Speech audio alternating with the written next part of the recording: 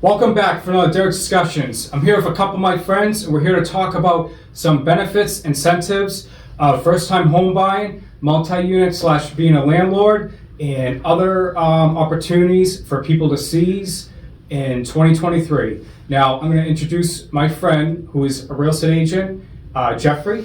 Introduce yourself, your background. Doing? How you guys doing? Thank you, Derek, for the introduction. So my name is Jeff. Grew up, born and raised here in Boston in Chinatown, South End area. Finished college in 2020, then became a real estate agent ever since then. So going on about 3 years plus. Okay, and introduce yourself, Brandon. My name's Brandon. I'm from Grove Hall, grew up there, but now I live in Back Bay. And currently right now I'm a lab tech, and I'm definitely interested in investing in multi-units in the future. All right, so what do you want to ask or talk about, Brandon? What do you think is better to invest in as a first-time property, a single-family home, a condo, or a multi-unit? If you have the money, multi-unit. If you're trying to start up something small, go through the first-time home buying and see what you can have for incentives, perks, and benefits. Some people have the VA home loan, but if you don't, the first-time home buyer is a essential to invest with. So Jeffrey, do you want to explain some of this stuff? What do you want to start with? Of course, yeah. So we'll talk a little bit about first-time home buyer programs. So just starting off at a very high level, lower down payment. What are the benefits? Lower down payment, no PMI, closing costs covered, potential down payment assistance, all that good stuff. Going into that, what would you need? So you would need minimum usually around 3% plus closing costs. Assume another 2%. So, whatever the purchase price is, you need at least minimum 5 all in. Having more is always better. You need to take a first-time homebuyer class. That is through the city of Boston, a lot of approved kind of education courses. And then the next thing you'll have to do is speak with a lender, and they will kind of run the numbers at a very high level, your income, your debt, money coming in, money coming out, and seeing what you are able to handle on a monthly basis. Good stuff. Take notes, people. Yep. Any other questions, Brian? So I heard it's better to invest with multi-units. You're better likely to get a loan for that than to get a single-family home, because they're expecting that the rent that you would be making would also go towards the mortgage. Do you agree with that? I agree. Yeah, that sounds smooth. Yeah, so multifamilies, when they factor in the math piece of it, whether you're an owner-occupant living in one of the units or you're just purely an investor, but in this case, we're talking owner-occupant. So you're living in one unit and the other unit is supplementing your income. So lenders will usually take up to 75% of the market rent value. So say it's $2,000 market rent, a nice round number, 2 bed, 1 bath, $1,000 a bedroom. They'll take 75% of that, so they'll add $1,500 a month towards your additional purchasing power. And where are some of the areas that you would recommend people invest in if they're looking for multi-units? That's a great question. I would say there's really no wrong answer to that. It really depends on your preference. There's different types of niche markets. One thing we mentioned before, college students, young professionals, obviously different kind of tenants, different type of interactions, yearly turnover versus, going into the local areas more up and coming with more redevelopment opportunity. Those would be families, maybe potentially Section 8. But overall, it really depends just where you live and what your needs are. So, for me, I would like to shoot, I guess, for the orange line or the red line. On the orange line, you have, what school is that? Northeastern University, technically Suffolk University, that's in downtown. I think any of the trains can get you there. And Bunker Hill. So what I didn't know is that Bunker Hill actually had international students as well. So you can still take advantage of that college being there. The red line, you have UMass Boston, again, Suffolk University. And you can travel out a little bit further to Cambridge. It takes you to Cambridge. There's Harvard, MIT. So pretty much, if you get a property within those stations, the way the market rent is right now, you could charge like $1,000 per room, 900 to 1,000. So imagine if you have like a 3 or 4 bedroom, that's like 4,000 per unit.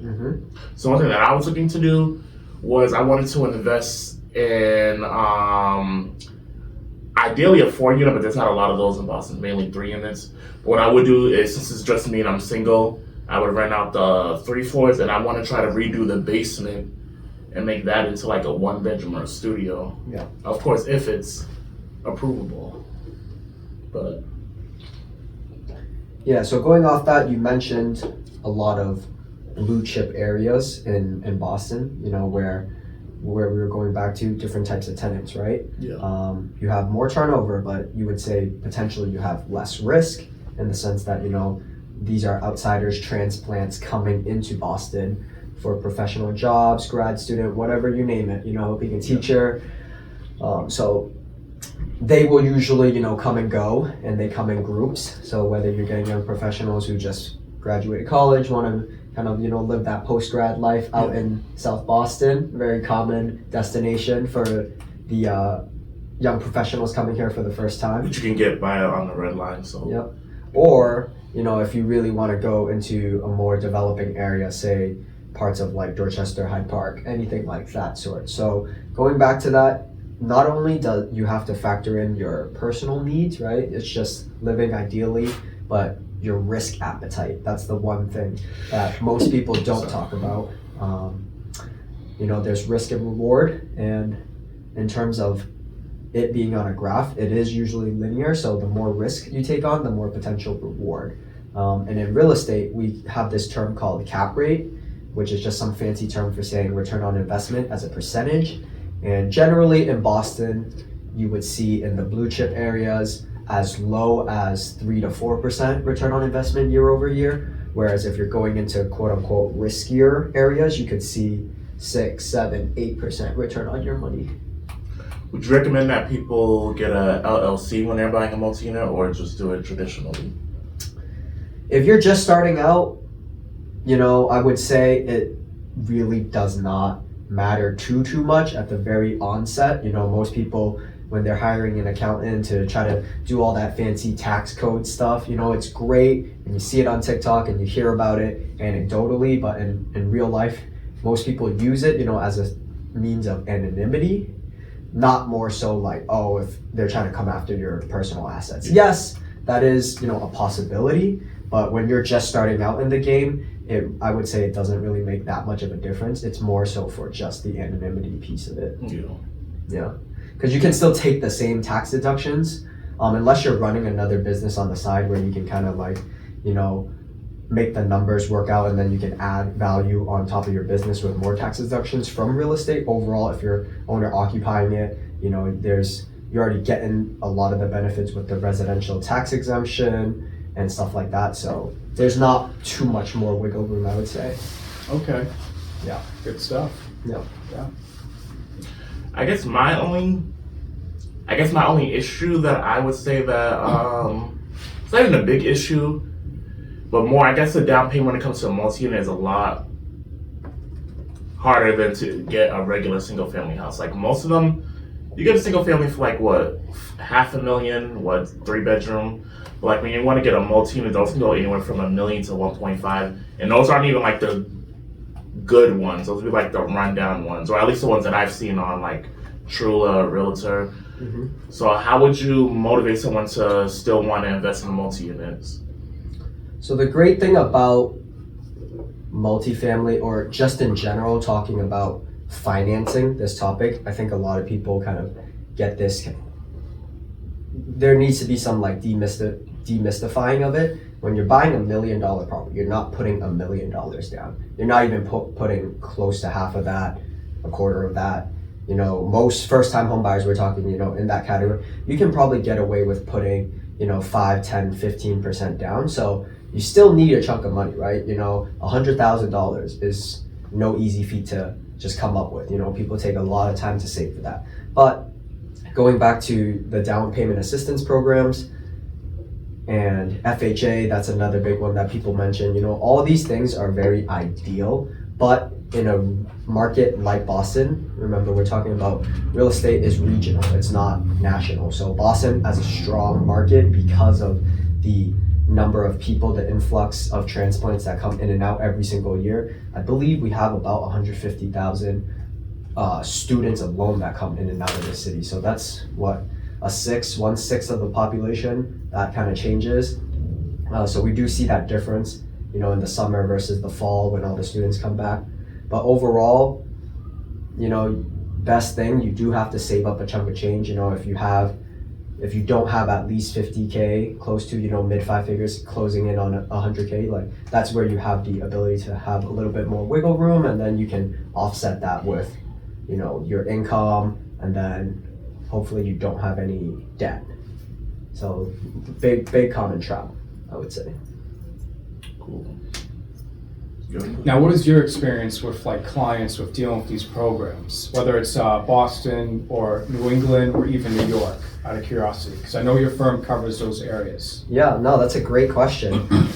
You know, it's really tough to talk about the reality of what actually happens in the actual market versus what we always see the most ideal situation play out. You know, FHA 3.5% down, live in one, have everybody pay your thing and you live net zero and then some. But it's just very hard in this type of market, especially now.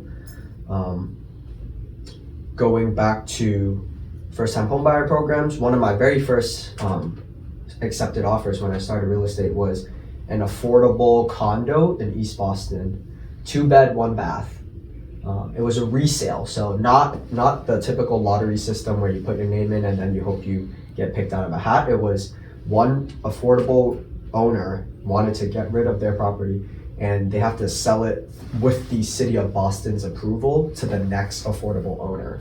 So on paper, it looks good, right? It was about 330K, I think, for the 2-bed, 1-bath with 1 parking, you know, very ideal, about 1,000 square feet. And all in, they only put down, say, about 50K, right? So 50K to get you into the door. You don't pay the 300 something. But what were the hiccups along the way? Well, it took about 6 months to close. You know, they don't tell you about that type of stuff where, you know, they do their due diligence, the city of Boston, and they check 2 years of income, at least a year of your bank statements, and you have to make sure that financially on paper you are sound, and you know, you can't have any crazy Venmo payments, Zelle, none of that stuff. Everything has to check out. Not only are you getting vetted by the bank, but you also are getting vetted by the city of Boston, so the government. Correct. Yep. Now, talk about the importance of having a good to excellent credit score for people to acquire an investment or just a place to live comfortably. And can I add on that? So what if people have like really good credit, like excellent credit, like you said, but they're still having trouble like with the down payments? Like, how does that come into effect? Yeah, so there's usually a couple pieces. There's the down payment piece, there's the income piece, and then there's the credit. Imagine it as a triangle. You know, when one end breaks off, it's very hard to work with the rest. So ideally you want to have a little bit of both. If you're lacking in one direction, the other two can try to make up for it. It's a push and pull. Yeah, it's a push and pull thing. So if you have great credit, you can get a better loan amount, bigger loan amount, and then you'll get better interest rates.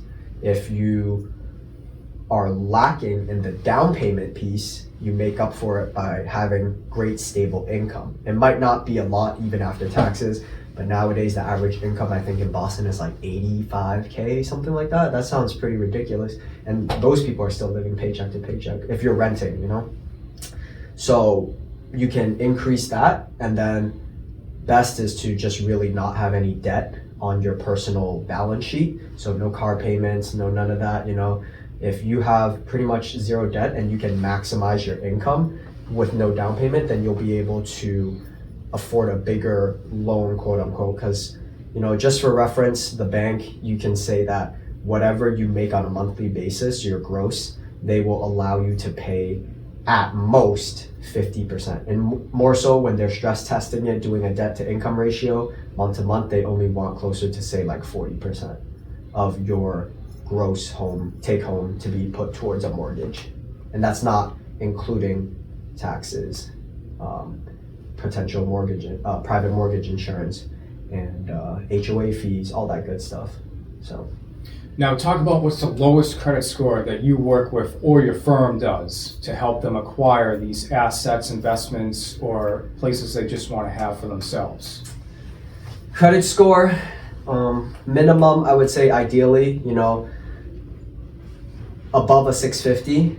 The higher, the higher the better. There's really no judgment on that piece. Right. 700 is good. A 750 is great. 800 is stellar. Like, how many people can you see with that types of credit score, and they'll get loans no matter what. But if credit is something that you're working on, just make sure you have credit cards that you're able to handle, and use them sparingly and pay them off by the statement date, all that good stuff. Try not to allow any interest to accrue, because credit cards have the highest interest, around 24% and above. So more than anything, more than a loan, more than a car loan, all that good stuff. What helps with building your credit score is if you spend 30% or less on your credit card and just paying it off within 2 weeks before the end of the month.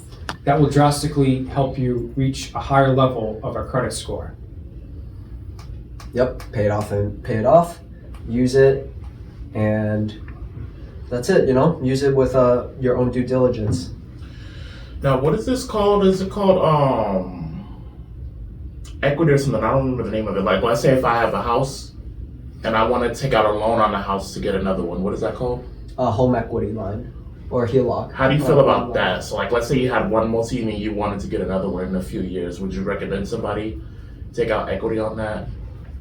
It all depends on how much equity you have. When a lot of people talk about that, they're not necessarily understanding kind of the math that goes into it. So say you put down that 20% or 10% of equity at the beginning, right? Getting into the house. Mm-hmm. If you lived in it a couple years, 1, 2, 3, however many years with equity, you slowly build a little bit by little bit. And then say you were to sell the house, all the money that you have paid throughout the years is not necessarily built in equity, because you're paying interest, a lot of the interest up front on houses. So whatever you have that amount, I would say if you have more than half, you can definitely think about that. But say if you are even at 20%, they're not going to let you take any more money out on that. They always want you to have at least 20%. Say you have 100%, you can draw down up to 80% of that, sorry. But if you have like 25%, ideally they're not gonna let you take out 5%, because they need to keep you at that 20. Investors in general have to get in with that like 20% from the get-go. So if you're an owner occupant getting in with 5%, you're not drawing out any money for a while. And that's how it really works. So on $1 million, you put down 100K, you own 10%, right? Yeah. And then say 3 years later, you only gained a couple percentage points, and you ask, oh, can I like draw out 100K? You haven't even paid 100K worth of, you might have paid that in the totality of the amount, but a good chunk of that was interest. So those will look better when you do it out on a calculator. And there's graphs that show you how much interest you're paying, how much principal you're paying year over year. Most payments throughout the first 7 years of your mortgage are interest only. And the average person only stays in a house for about 6-7 years. That's where the fallacy kind of comes into play. Most people don't really think about that. Now explain like grants and incentives of first-time home buyer. So people don't think they have to throw all their money to help with a house, with paying the mortgage, utilities, fixing it, and other work that needs to be done around the house. There's those 50K up to grants. Yes. So Massachusetts offered a couple programs, the One Mortgage, One Plus Boston, and the Mass Dreams, all just different levels of government, but doing essentially the same thing. So providing better access and opportunity to affordable housing for first-time home buyers. The grants up to 50K, depends on what county you're in, depends on the specs of the house, condo, single family, multifamily, but you can assume that if you meet those criteria, you make a certain income, you have less than, I believe it's 75 or 100K assets, they will give you those. And it really is situational, but depends on your own situation. But that money was given out very quickly, and I do remember Mass Streams running out in a couple months when they issued that program. Now, this is something, I'm not gonna say like any names, but this is something that confused me a little bit.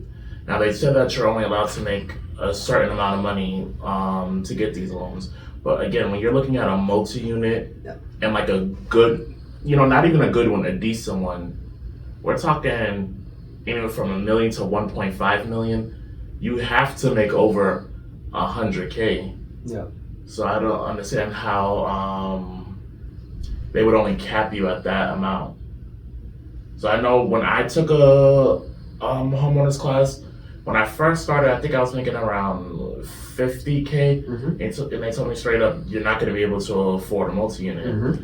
So then I started doing Uber and Lyft, and my income was going to exceed 100K, and they told me you're not gonna qualify. So it's like, you're stuck in the middle.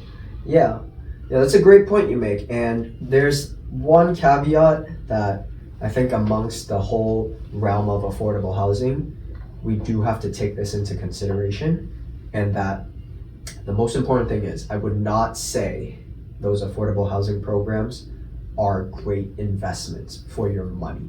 That's the biggest thing. Not saying that it's not good or any way, but if you're trying to live in an owner-occupied primary residence, you can get it for super cheap, getting into the door. But like I mentioned, those houses usually have affordable housing covenants written into the contract where you have to live in it for a specified number of years. I've heard lower end 5, 10, 15 years. On the higher end, I've heard 30, 40, 50 years. So even if we're buying a house right now, we're all right, 20 something, mid 20s. Yeah. I know a friend who got into an affordable lottery in East Boston, same kind of deal, 2-bed, 1-bath, new construction, no parking, but about 270, and she only got in with 20K down, all in, plus closing costs.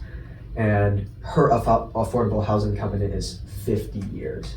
So going back to that piece, the city of Boston, the municipalities, whoever is working with these, they want to make sure that the potential home buyers are not, taking advantage of, these houses where they can rent it out on the low key. Obviously it happens. That's human nature. It's life, taking advantage of these opportunities. But they try to structure it financially in a way that you're not able to make that much money and take advantage of it. Going back to the, that sweet spot, making 100 is a little bit too much, making 50 is not. You're right, because when you look at the one person income limits, and this changes with the area median income, AMI, there's 60%, 80%, 100%, 120, that's what the government decides is the average income that will fit this criteria for those houses. And they set aside different amount of units for a different amount of income brackets. So one thing that I was talking to my homeowner customer, I feel like they weren't really,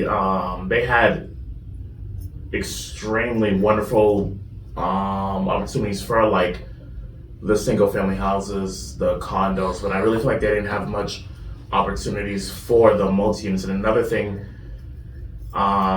people have to take in consideration is when you're like renting out multi-units, you're responsible for a lot of stuff. So I definitely feel like they need to be a little bit more lenient when it comes to like, I believe they told me like straight up, the least amount you're gonna have to put down is definitely 5%. But with the single family and the condos, it was only 3%. Doesn't sound like a lot, but then again, you have to remember the multis are going to be way more expensive. And this is supposed to be a program that's supposed to like help, people become homeowners. I really think they need to develop a little bit more programs for specifically multi-units. And I get what you're saying. People are definitely going to be like taking advantage of stuff like that, but they can make some rules around it, because eventually you do want to kind of like build wealth. I know these programs are a lot better than about 20 years ago. Like I remember I had a relative that bought a condo through Habitat for Humanities, Mhm. and she got it for like 130,000. So she can't sell it for more than that. Now her neighbor sold it for the same price, but now whoever has that apartment is selling it right now for about 600, 700,000. So, you know. Yeah, the math will always math out, you know. It's a value. We all throw these big numbers around, 6 figures, 7 figures. It is what the market demands. Whatever the price is, it's just what one end buyer is willing to pay for it, right? Yeah. We come to a consensus, so it is interesting, you know, throwing around these big numbers and stuff, but the best that you can do as an individual looking prospective home buyer is to do those simple steps, you know, work on your credit, get your income up, reduce your expenses, your debt, and then hopefully, you know, there are more creative financing methods, you know, that works if you have a bigger down payment, one side of the triangle, or you have a crazy credit, you know, stellar credit, or, you know, that your income is just, you might not have the down payment mentioned, but you make a lot of money with your W-2 paychecks, or even if you're a 1099, you know, business, whatever. So if you're lacking in one, the other two will always try to make up for it if they're great. But if you're lacking, you know, even more than one, then you just got to go back to basics and work on those things. Every situation's different, but knowledge is power. Yep. So I was gonna look into it next year. That was my ideal goal. 26 now, but I'm thinking I'm just gonna probably wait until I'm 30 because I have interest in going back to school. So I'm gonna be leaving like my main job and probably be doing Uber and Lyft. I'm still gonna work full time doing that, but my income will probably get slashed in half. I guess, what would you recommend? You think it's better to just wait a little bit? For preparation for buying a house? Yeah. Because then I'm thinking if I'm going to wait longer, then I'm not even going to bother looking at Mass. I kind of want to look into New York. Because actually, surprisingly, New York places are a lot cheaper than in Boston. I was actually shocked. So I saw this one place, it was in, I forget what part of the Bronx. I think it was 1.7 million. I mean, that sounds like a lot, but it was 8 units, and it was a 7-minute walk from Fordham University. So I'm just thinking that's just Yeah, if the math maths out, yeah, it will math out. You know, if that's it. And numbers don't lie, but they can tell a different story. Yeah. And all I can say is you got to do your due diligence. I've heard this saying from one of my mentors in real estate that there's always an appropriate value for a certain asset like a house. It's just what value, you know, even a house that needs to be completely gutted and redone, pretty much like a new construction, there's still value, right? In and of itself, the land has a little bit of value, and you can knock down a house theoretically and rebuild it. And, you know, houses keep getting built, but land does not keep getting built in our society. So renovating that a is property and the land will up the asset's value drastically. Yep. And there are a lot of assistance for those too as well. Yeah. For renovations and stuff. Yeah. The finance of houses, a lot of people just like to overcomplicate it, get into the nitty gritty, you know, calculating the inherent value with rent values, all that good stuff. But every situation is different depending whether you're an owner occupant, whether you're an investor, developer, you know, so to answer that question about whether to buy or wait, that depends on your needs. I think I'm gonna wait. I've always been good with my credit. My credit right now is like 770, but Stellar. I want to kind of wait and see. To get to the 8. Yeah, when we get to the 8, and by the time I'm 30, I want to see what I'm able to set aside. And honestly, right now, do you think with the way the market rate is, you think right now is an appropriate time to purchase, or would you?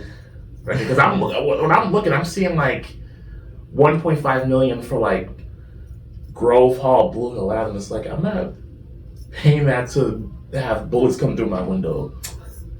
That's one way of putting it, but yeah. Any other insight on that, Jeff?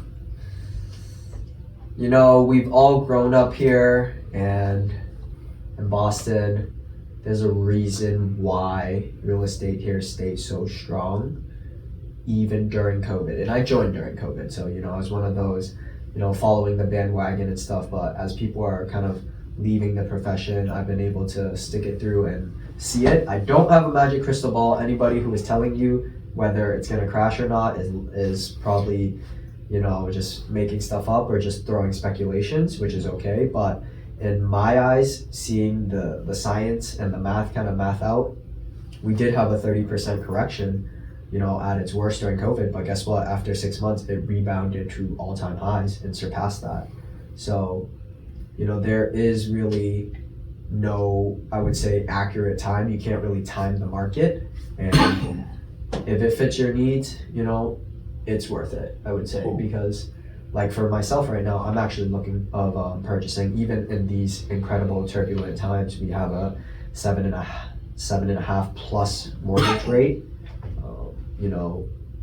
Housing values have not really come down in Boston at all. Maybe it's become a little bit more realistic. We don't see 100K over asking, no inspection, any of that ridiculous stuff anymore, but we still see full ask, if not a tiny bit more, and houses going within one weekend. They go on market on a Wednesday, open house Friday, Saturday, Sunday, offers in Monday, Tuesday. Another good thing to apply for is the first-time homeowners program and the multi-unit and landlord certificate. That will teach you, gain a ton of knowledge, and have resources that you can use, like the grants. And me and Brandon here have taken them, and one day in the future, we hope to have Jeff as a real estate agent and apply it, and it's all a win-win situation for all of us. And for you, we hope that that was enough knowledge and information about low income, benefits, incentives, perks, and for people who have an advantage to use those assets and acquire property and to invest in them. Make sure to like, share, subscribe, and comment on the video. And thanks for watching. Thank you for your time, Brennan, and thank you for your time, Jeff. Thank you.